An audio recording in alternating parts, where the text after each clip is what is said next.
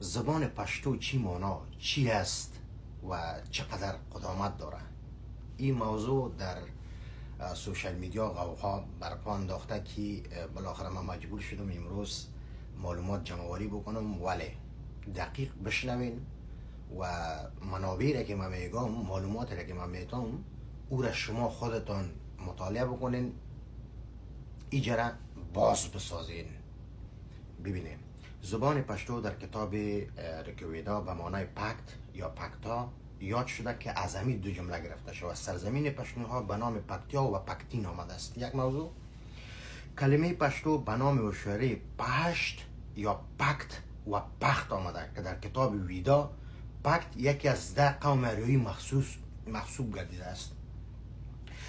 هیرودوت مورخ مشهور یونانی در سال 484 هجری قمری پشتونها را به نام پکتی یا پکتیوس یاد کرده و جا و مکانشان را به نام پکتیا و پکتیخاب ذکر نموده که در ادبیات قدیم پشتو پشتونخوا نیز تذکر یافته است. صفحه 330. زبانشناسان جهان با دلایل مقنع می نویسند که زبان پشتو با قدامت 7000 سال پیوند عمیق با ریشه های زبان آبستایی دارد. اکنون اکثر کلمات متداول پشتو را در میابیم که با اصل کلمه در راستا مطابقت دارد. ببینید کتیبه‌ای که در دوره داریوش کبیر یکی از شاهان هخامنشی ها روی سنگ کوههای بیستون حک نمودن و به گونه رسم الخط میخی نوشته شده است. جمله های زیر که ما حالا براتون میخوایم با کلمات پشتو به طور کلی شباهت دارد و ریشه میگیرد. در این کتیبه چنین نوشته شده است: نه اړم نه دوژنم نه زورورم. نه اړم به این معنا که نه من مجبور بودم، نه دوژنم به این معنا که من نه دروغگو بودم و نه زورورم به این معنا که من نه زورگو بودم. صفحه 339. همچنان از قرن دهم هجری شمسی سال 1600 میلادی در اکثر فرامین شاهان لودی، سوری، غوری مظاهر زبان پشتو نیز در مکاتب و فرمانهایشان دیده می شود. همچنان در کتاب‌های دیگری چون حدود العالم من الشرق و من الغرب از ابوریحان البیرونی، تاریخ بیهقی اثر حسین بیهقی، منهاج السراج و کتاب ریکویدای هندی از تاریخ و شهامت و خصوصیات برازنده پشتونها تذکراتی رفته است.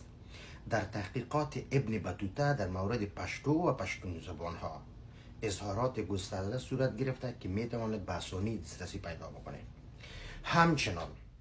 همچنان لغات متعدد زبان دری از زبان پشتو گرفته شده. مثلا خور که شما او را به خواهر تبدیل کردین، پلار که شما او را به پدر تبدیل کردین، مور که شما او را به مادر تبدیل کردین، اورور که شما او را به برادر تبدیل کردین، ترخش که شما او را به تلخ تبدیل کردین. امی حرف اولی هر الفبای اول شما گرفتین از ما. ببینین ور شما او را به در تبدیل کردین، استا شما او را به اس تبدیل کردین، خوب شما او را به خواب تبدیل کردین، زما شما او را از ما تبدیل کردین، کالا به سال تبدیل کردین، سوره به سرخ تبدیل کردین. چقدر تفاوت کم داره ببینین دیگهش.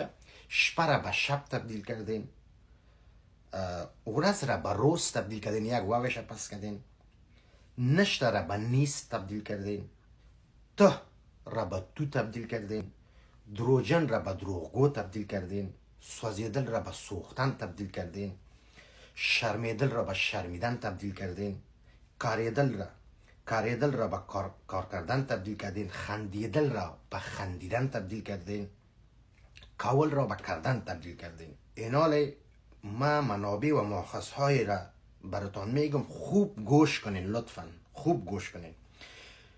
الف، فرهنگ خاورشناسان از اثر جیمز مستر، شرقشناس فرانسوی که در سال 1994 وفات کرده و ترجمه از این کتاب محسن جهانسوز تهران شده.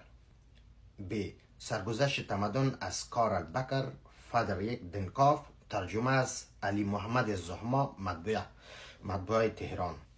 3. تاریخ ادبیات ایران از ادوارد براون، ترجمه دکتر بهرام مقداتی، چاپ یکم، جلد اول، انتشارات مروارید، 1369 ترجمه شده. جیم. تمت البیان فی التاریخ الافغان، سید جمال الدین افغان، چاپ مطبوعه کابل. خ. کتاب افغانستان که توسط لوی دوپلی، موسسه انتشارات پوانتون برینکستون نیوجرسی امریکا در سال 1980 نوشته شده. دال. افغانستان، یک کتاب دیگه انگلیسی که ماری برادلی ترجمهش از ارشاد الراهوری. ر. در دری ارشاد الارشاد راهوری در سال 1369 که به حساب میلادی 1990 در اسلام آباد. ز. جغرافی تاریخی افغانستان، تالیف پوهان عبدالحی حبیبی. ژ. افغانستان در مسیر تاریخ میر غلام محمد غبار، چاپ چهارم، بهار 1368. سین. رنا او دفاع محمد حسین کاکړ، انتشارات تحقیقات پشتو، 1377 در پشاور. شین. دری گفتاری افغانستان در شعر مولانا، پوهان دکتر جاوید، مجلس مولینایی بلخی، وزارت اطلاعات فرهنگ در سال 1353 در کابل. و نو سیرن پوهان صدیق الله رشتین، یونیورسیتی بیکنجیسی پشاور. ایره خو دقیق چی کنین که 7000 سال زبان پشتو براتان ثابت میشه و در پولوش یک چیز دیگر هم براتان بگویم که یادتان نره، بسیار افغان هم میکنین. ببین که شاهنامه فردوسی را خواندین، ببین که جناب فردوسی تان به ارتباط افغانا چی گفته در اشعار خود. یکی قلعه بالای آن کو بود که آن حسن از مردم آن بو بود. بدش در یکی بدکنش جای داشت که در رزم با پای اژدها پای داشت. نژادش ز افغان سپاهش هزار، همه ناوک انداز و ژوبین گذار.